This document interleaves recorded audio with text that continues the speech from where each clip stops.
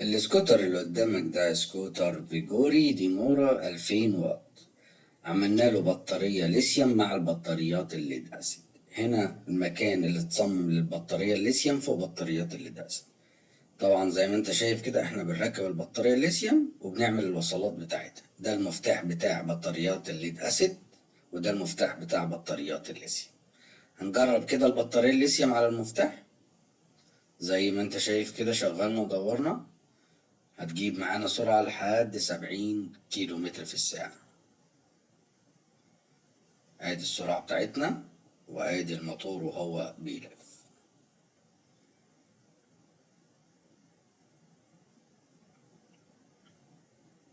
هنجرب بعد كده نقفل مفتاح بطاريات الليثيوم ونشغل مفتاح بطاريات الليد اسيد.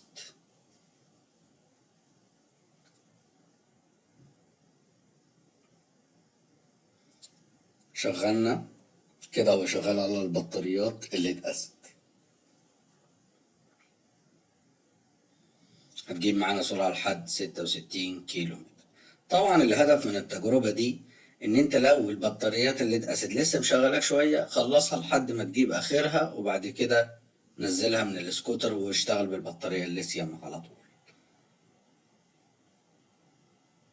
اتمنى ان يكون الفيديو عجبك.